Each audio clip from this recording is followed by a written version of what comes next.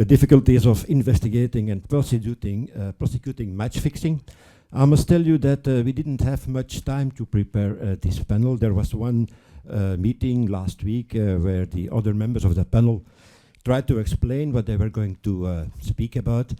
Unfortunately, I was not there, so I will try to moderate this on talent, which I maybe do not have, but please judge afterwards. So I don't know everybody who is in my beloved panel. Of course, I know Claudio. Since an hour, I know the gentleman next to me. But for the rest, that's just this small introduction to explain you why I would like that the speakers would introduce themselves. So it should facilitate my life at this point. To be very polite, I begin with myself. So I'm Eric Bishop. I understood that you said the vice federal prosecutor. It's the vice federal prosecutor, not the vice. So I'm sorry about that. Yeah. I was trying to make a joke. Sometimes I make two jokes in one presentation. So today I do not give a presentation. I do a moderation. Thanks to Steve that I can sacrifice myself now for being here because I don't have the time for that. But nevertheless, I am here. And then we can start. So I'm the vice federal prosecutor from Belgium. A lot of you, some in the audience, know me already from conferences in the past on sports fraud and match fixing. To illustrate my humble personality, I initiated and conducted almost every match fixing and sports fraud case in Belgium since the time from the case of Zeunier, the famous Chinese, where the police officer Guy Reinenberg spoke this morning, until now with the tennis case Orion, and now with the case that we call Zero, the case with Dejan Velkovic, and the referees, and also a lot of other cases with players, agents, and teams like Moes Kroen, and the most important players, agents in Belgium. So that's a small introduction for myself. Now I look at my small paper, and I see here Jeff Raymond. That's you, sir. So I give you the floor. You are maybe already introduced, but I can give you the floor if you have anything to add to your fantastic movie. The floor is yours. Thank you, and actually I will not talk about the movie. I have a presentation ready. I don't know if you have the clicker somewhere, Fred? Oh, it's there. I don't have to. But as you can tell, I'm not a. I mean, my size doesn't help with football. I mean, yeah, I tried when I was young, but I wanted to play striker, and anybody see that as an opportunity for me. So I changed sport and I played basketball. So basketball is the closest sport from my heart. And my presentation will be 4 slides and a little bit of video about a basketball match. So you can roll it up. So what you're going to see now, if it works, is really interesting. It doesn't last very long, so you'll see. And you can start counting the points. So that's 1, +3, 4, +1, 5. I left the missed basket on purpose, just so you know it was not like fake. Next slide, please. This was an official match that happened in between the Dutch national team, basketball national team, and the Albanian national team as a pre-qualifier event for the World Cup in 2017. So the story is interesting because I love Dutch basketball. I know the assistant coach really well. It's a good friend of mine, and I call him the match fixer now, because for that particular match, and you have the Dutch and the translation in English on the side. It was the Dutch team needed a 49 points difference to qualify for the second round of the qualifier rounds of the World Cup. And they ended up winning 113-37, which is in a way a bit odd in professional basketball for a male senior team. Can we go to the next one? So that's another article, same thing. And this one is my my favorite, because at the bottom you can see the comments from the coach, and he said they have played fantastic. Hopefully, yes, they've played fantastic if they've been able to win by 74 points margin. And I think we are missing a slide, actually. There was a slide before, I think the second or the third one, with the total score and the score per quarter. I don't know if you don't have that. Well, they probably lost somewhere, presentation. Anyway, so I was member of the French national platform at the time, and right after the match happened, I emailed Javier from FIBA, asking him a question about, there is this game going on. Are you guys at FIBA have been working on it? Seems a bit strange. I played professional basketball myself for 10 years. I've lost many games. I've lost by a lot of points, but I've never lost by 75 points. So this is the first email to Javier. No response. Then you can see October 30, 2017, another email following up on my previous email. Then next one. And then on October 31st, I had an email from Zoran Radovic, which is General Secretary of FIBA. And he said, well, we're checking with the IOC. We're good to know which betting authorities. I mean, you can read the email. So Zoran is a good friend of mine as well. And then I said, of course, we have been discussing with the French regulator. And yeah, the game was played in August, and I'm looking forward to see what you're going to do. This particular day was my last day on my previous job. So this is literally the last email I sent as the director of the French Basketball Player Association. And then the response I got from Zoran was on the same day. So you don't get any response for 3 months. And on the same day, you get 2 emails saying, thanks, this is helpful. We'll come back to you. So today is December 1st, 2021, and nothing has been done. No investigation, no police investigation, no FIBA investigation. The score was kept alive. The Dutch team qualified for the second round. They lost afterwards, but nothing has been done on the federation side, which to me is a big of a problem, and that's the reason we're having this panel right now, because there is a responsibility for the sporting organization to do something, and in this particular case, they haven't done anything, which is strange because you don't need to know basketball very well to figure out that there is a problem with the score. And if you look, especially because the week before, both teams play against each other in the Netherlands, and the Albanian team lost by only 7 points. So if you start adding up all the things one next to each other, then you see that there is a problem. So hopefully someone from FIBA is watching, and I'll remind them that my email from October 31st, 2017 hasn't been answered yet. So I'm available to have discussion about the match. But that, to me, that's the biggest problem, and it relates to the movie that we've seen before, because no investigation has been conducted. And I know it's complicated. I understand that from an international federation point of view, that it's hard to put resources, people into it. But at the end of the day, that's the reputation of your competition. Technically, the only thing that FIBA has done so far is that they've removed the game from their YouTube channel. I don't know how it solved match fixing, but I had to, since I know Perumal now, know how to hack stuff on computers, so I've been able to retrieve the video. But yeah, that's the only technical thing that they have done. So the game is not available anymore, which is a bit problematic in my opinion, because I'm pretty sure it can be used as a good tool for prevention, especially in basketball. So that's basically what I had to say. I'm not going to go any further, but my main point, and the main point of the documentary in this, is to show that there is a strong need for the International Federation to do something and to act quickly, because you cannot wait 4 years to resolve a situation that is, in my opinion, problematic. Thank you, Jeff. So then we pass to Mr. Bovolenta, Head of Integrity of FIFA, is online, I think. Yes, I am. Good afternoon, everybody. Thank you very much for the invitation. Thank you, Eric. It's a pleasure to be with you only online. I did my best for joining you, but unfortunately, the Swiss government decided it was better to impose tight restrictions during the course of the weekend. So I will postpone my visit to FIFPro quarters to better times. Anyway, thanks again to Steve Mallory for the invitation, and to FIFPro for hosting this very interesting conference. I've been following all the previous panel and the movie with extreme interest. I have a really short presentation to share with you, and trying my best from here in Zurich. I hope you can see it decently.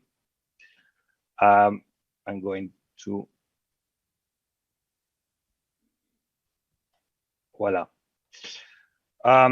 So just let me introduce myself, because some of you for sure know me, but not everybody naturally. So I'm Ennio Bovolenta. I'm an Italian lawyer, been working at FIFA for the last 5 years before in Italy. And I joined after some years at the player status, the department of FIFA dealing with disputes between players and clubs and coaches.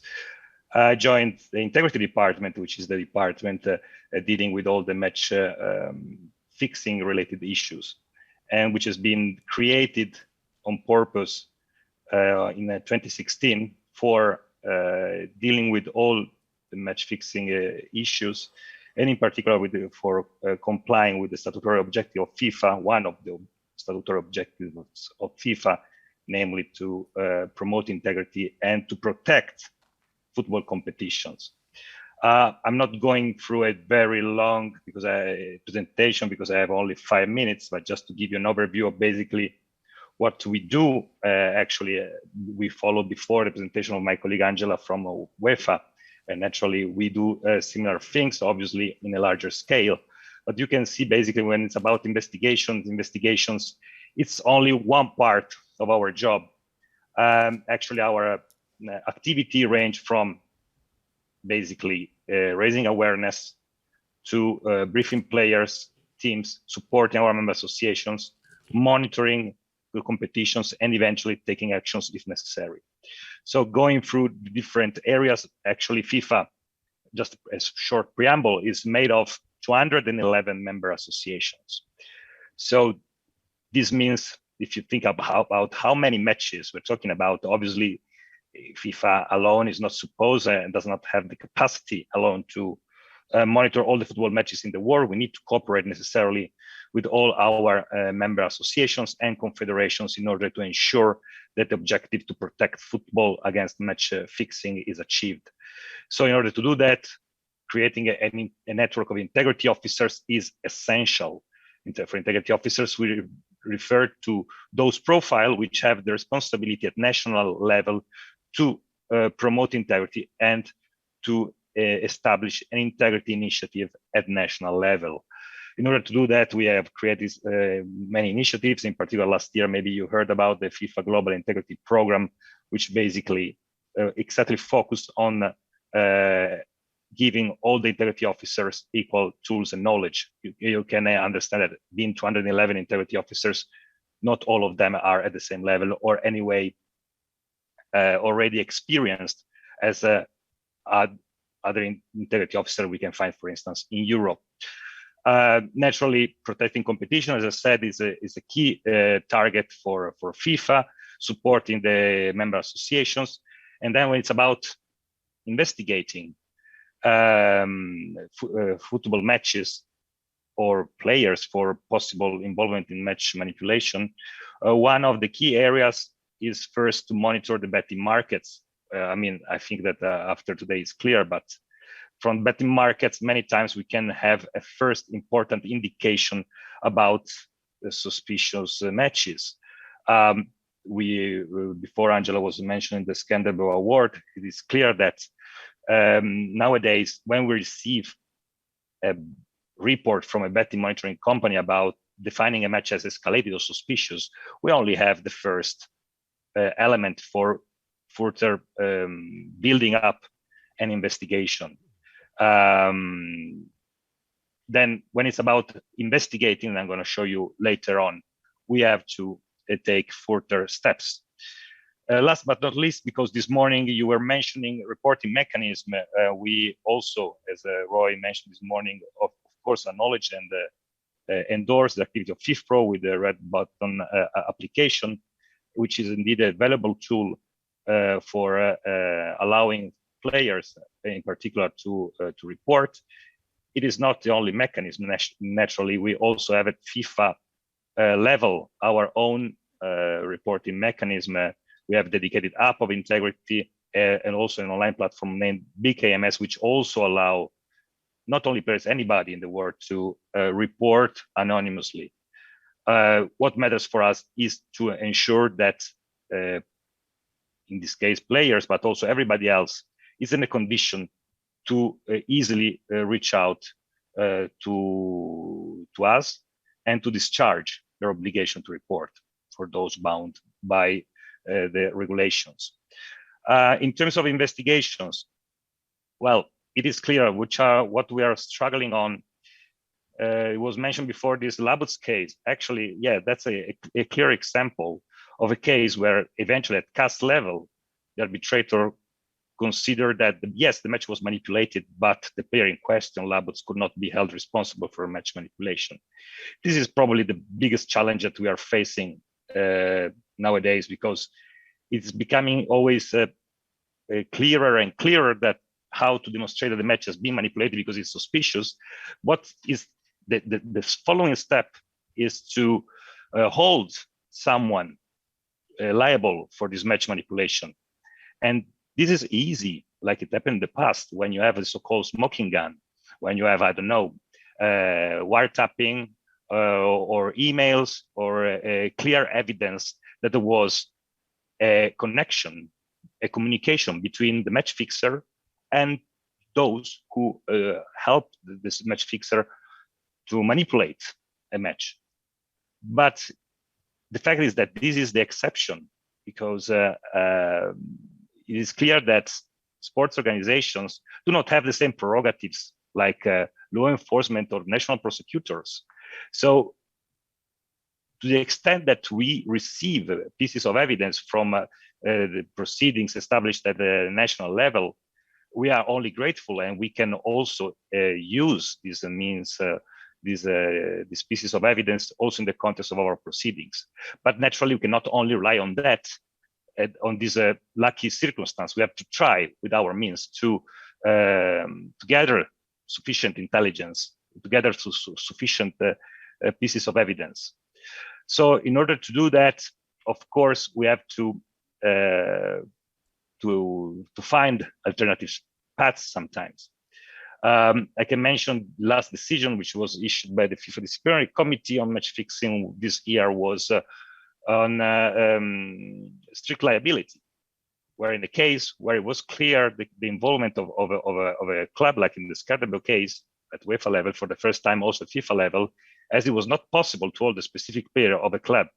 The name of this club was ZUFC, and I cannot obviously enter too much into details because I think the proceedings are pending at CAS at the moment. But it was a case where basically the FIFA Disciplinary Committee hold a club as a whole as responsible and sanction the club and not natural persons. This can be an example of alternative possibilities which can be explored for anyway investigating and prosecuting match fixing in football.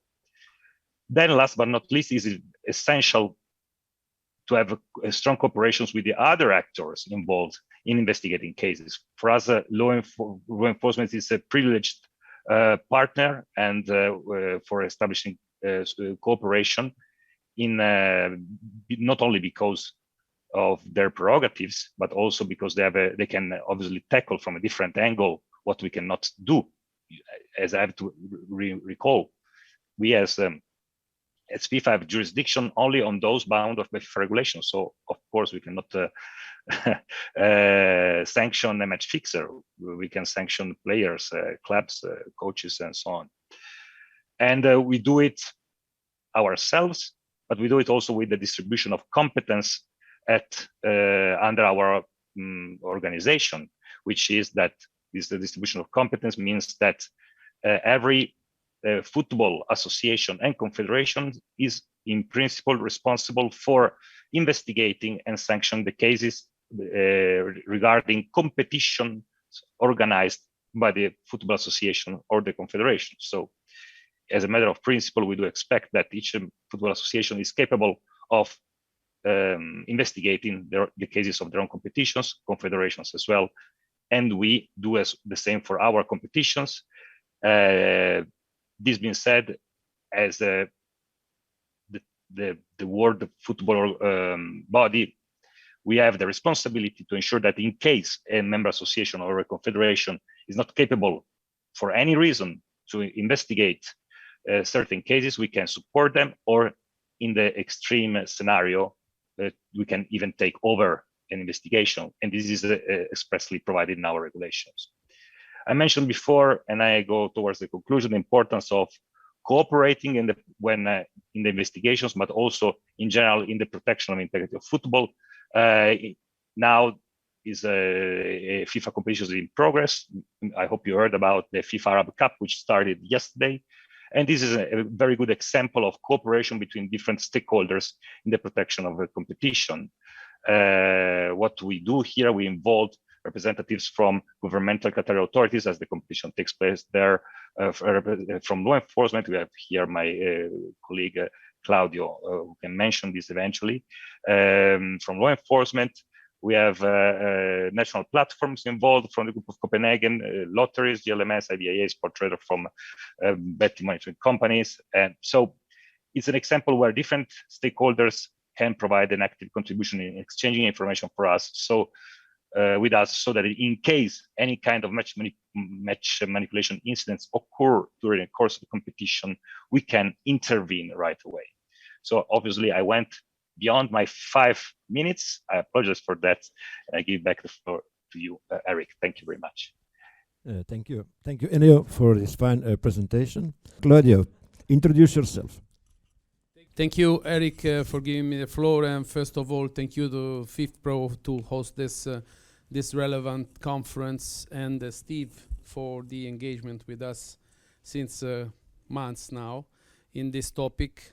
And thank you also for the invitation. From my side, a couple of words to introduce myself.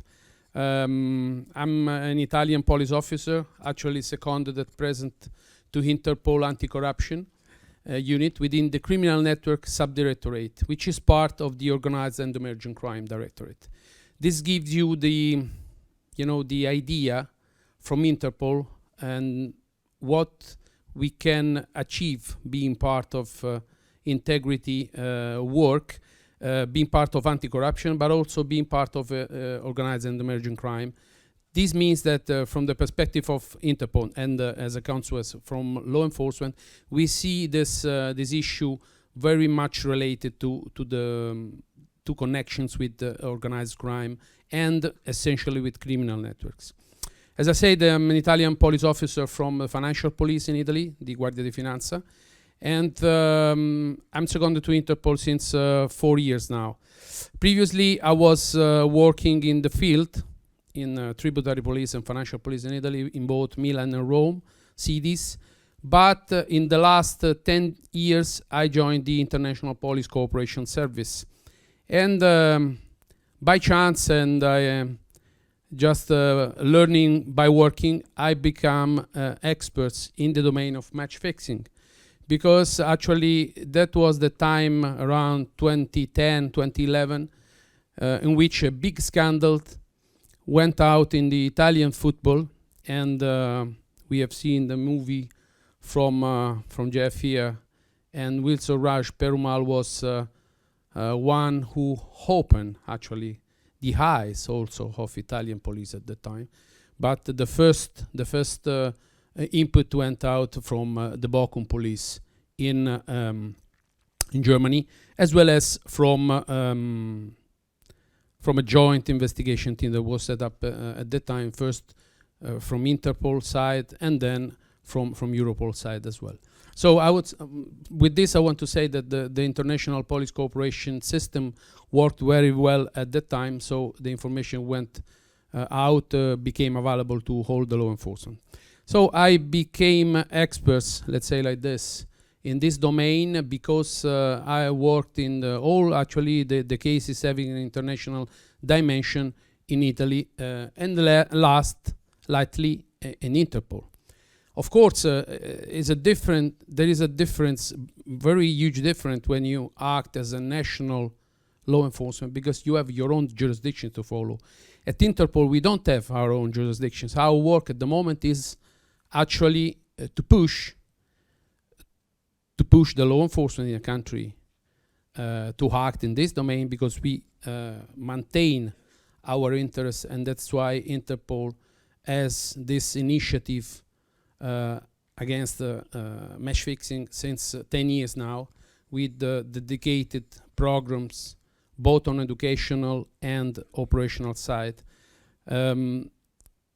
you don't have jurisdiction. You have to push countries. But to push countries, you have to provide them with concrete elements on targets of the manipulation, as well as on target to monitor and follow up. That's why I want to give credits here to all the members that are partly seated here, partly not. Ennio also from FIFA, Angela from UEFA. We have representative here from IBEA, from Start Performs, and all the ones that are working closely with us in order to provide us with some inputs. Then, thanks to the instruments and tools we have, we transforms, hopefully, in intelligence and information that we are able to dispatch and to provide to our members. For what concerns specifically the domain of friendly matches, we've been able to get in touch with Steve and the research they did in this project. That became for us a reference, because we were able to even understand from the side of academic, and as well as from the side of some of the partners in the project, but also from the side of Steele himself, because he's a researcher, he's an investigative journalist. So from my side, what is important is not to close the door to anyone. We need to listen everyone, to anyone, to get all the inputs that are available, and try to transform this, to add pieces, to add value to these inputs, and provide this to the members, you know, from our side to the law enforcement members. And from what concerned the friendlies, during the pandemic last year, actually, we were able to intercept, luckily, very important signals on the resurgence of friendly matches, because this is, as we have seen, is not a new practice. But there were a boost actually imposed by the pandemic, because there were no official tournaments or no official games to be played, and we were able to intercept this and to dispatch concrete intelligence to our members. So if nowadays your point of contacts in the law enforcement say that they don't know anything about friendly matches, this is not true, because they've been provided with concrete elements, risk indicators, as well as concrete elements in relation to the roles of the key players in these specific domains. We have heard this morning from several presentations about the role of data scout, data service provider, as well as we heard about, you know, the live stream services. So they've been provided with concrete elements in this respect, but also with some mitigating actions to be taken from the side of law enforcement if they want to intercept this specific match. Of course, they can use this mitigating action also in other type of matches, and not just in football, but in all the sports. With this, I would also give you some inputs in relation to what we see from the law enforcement perspective, that we cannot step out from this domain because it's just friendly, because we heard about the autonomy of sport, we heard about the self-regulation within the sports. Sometimes there's no enough capacity, sometimes there's not a clear law framework to be applied, but friendly matches are critical as well as the other competition, because otherwise we leave free space for players not to fix matches in official competition, but to go and fix matches in friendly competition. And this is not what we aim to have here. I'm happy to take any question, and once again, many thanks to you for the invitation and for listening to me. Thank you, Claudio. It's always a pleasure to hear how dedicated you are and dedicated you remain in tackling this phenomenon. Thank you, Ennio. As a timekeeper, Steve, I propose to close this session. This means that we will not speak about the following interesting topics, but that's maybe something for another opportunity. So we will not speak about the problematic legislation in a lot of countries, also Belgium. We will not speak about the legitimacy, difficult word, legitimacy of disciplinary sports tribunals, including CAS and TAS and BAS. We will not speak about the international aspects cost that we face in our prosecution. We will not speak about the lack of awareness and the problems with another difficult word, prioritization of the phenomenon regarding to the human capacities of law enforcement in several countries. So in fact, this is material to discuss for another hour, but we are not going to do this because my wife is waiting with potatoes and chicken, which I like very much. I have to still drive 2 hours and a half. I cannot stay for drinking beer, that's maybe an advantage, but I wish to thank you for your attention, and I wish to thank you, the people who are online, and also my fellow members of this panel. Thank you very much.